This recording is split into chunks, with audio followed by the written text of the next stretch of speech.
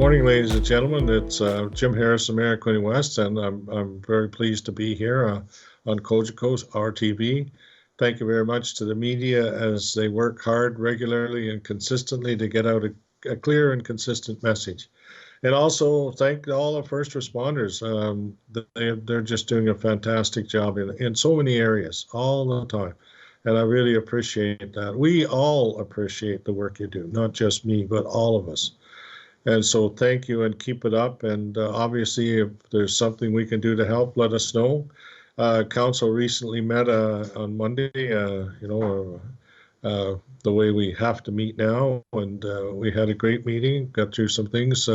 Bag tags are free till the 1st of July, or one weekly lift per resident till the 1st of July. No interest charges on taxes or wastewater or water billings.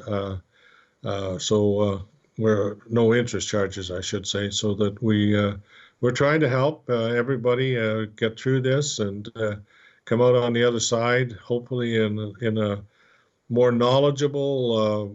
We know that there will be many changes made.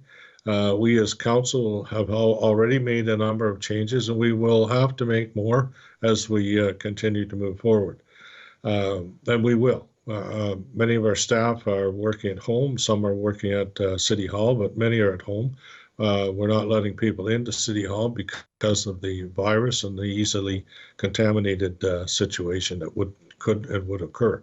We're also, our Public Works building, they have changed their schedule so that they're not all gathering and leaving at the same time to watch and to practice the safe and social distancing that is absolutely necessary. That social distancing is so important to all of us to keep this virus down to where it needs to be. And remember now, when you go out, if you have a mask, wear a mask. It doesn't protect you, but it does certainly keep you from spreading germs that can infect other people.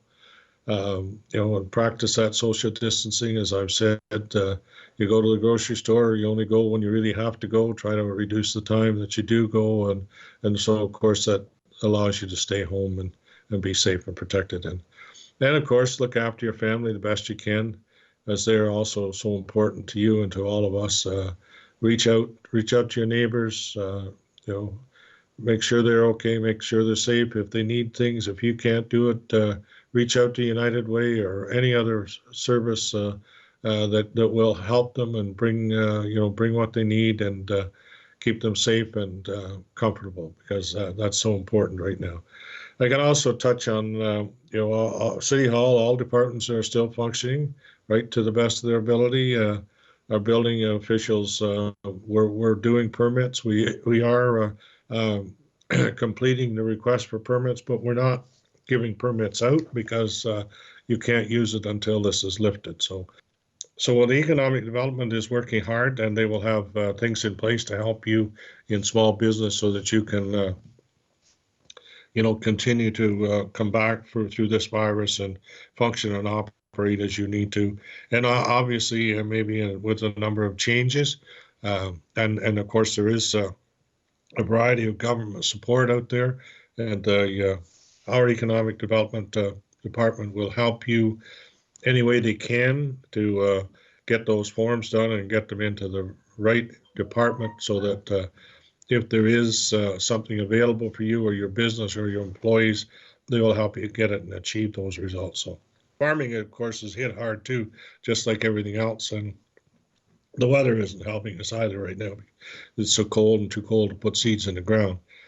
But as you and I both know, milk has been an issue, and it's some of it's being dumped because it can't be processed. Also because of your different places being shut down, Tim Hortons, restaurants, etc., ice cream processors.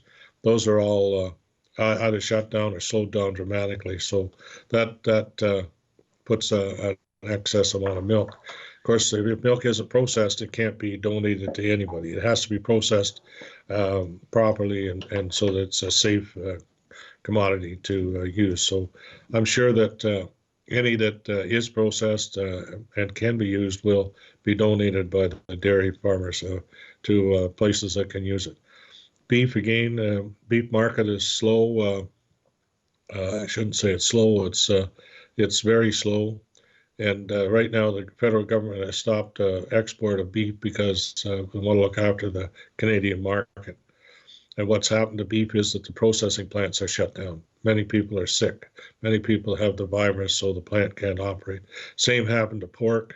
Just before Easter, plants were shut down, slowed down, and there was a fair number of pounds of pork that was not able to be sold because of contamination within the plant. Eggs, another issue you'll find when you go to the supermarket that there might be a shortage of eggs, but eggs are being produced. Sure, our chickens don't stop laying, but the product that you like to buy are the large eggs, and the producers have all kinds of medium and small. So just maybe make a change of your normal lifestyle and buy some smalls. Use a few more smalls than you normally would. Smalls and mediums are used in your baking industry and your cookies, Tim Hortons, and all places like that. So that market has slowed up a great deal, as you know. So when you go to the supermarket, you may not have the variety you are accustomed to, but once we get through this, Canadian farmers are resilient, and they will get back on the production line and certainly bring everything up to where it was to the best of their ability.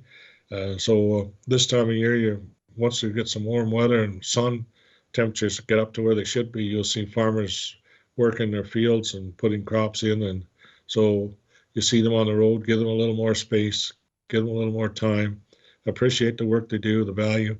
And it's the same with so many different organizations. Your trucking industry, another, proud to support those truckers. They're traveling when you and I are asleep. I know they do, and they bring that product to the Independent, to Metro, to Fresco, wherever they need it here in our municipality. Mostly after dark, you don't see them. They bring in, drop their skids, and they're gone to someplace else. So that's another, so many different people we need to thank at this time. Our first responders, as I said in the beginning, are so important, but so many things related to the first responders are important too. The personal protective equipment, all the people who have stepped up to make those available and accessible and make them safe and meet the demand throughout our area and our province. So, as I said in the beginning, we've made a lot of adjustments at City Hall, and we will continue. Once we get, I hope this Emergency Measures Act can be lifted and give us some freedom to make some movements. And if it is lifted, we will be only so glad to get back to some kind of regular routine that we always have and we've always supported and will continue to support. But right now we have to do what we have to do because we can't support social. We have to support all the requirements from the province and the federal government. We want everybody to be safe. We have to reduce our liability as a municipality. That's why we've had to shut down different things, different parts of our city, to keep us safe, to keep you safe, and to keep council out of lawsuits. So based on that, but if we do have changes and we can positively remove barriers or remove what we've had to put in place, we'll be only so glad to step up to the plate and do our best. We want everybody in our area, in particular, Bay of Quinte region, to enjoy life. And no matter what people say, no matter how you feel, we still believe we live in the best part of the world. So with that, I'm going to say thank you very much to all the people who worked hard, to all our residents who've helped support us to get us to where we are. And may the sun shine and may the heat feel great on our shoulders, our body, and on our fields. And may we have the odd little bit of showers to make our crops grow.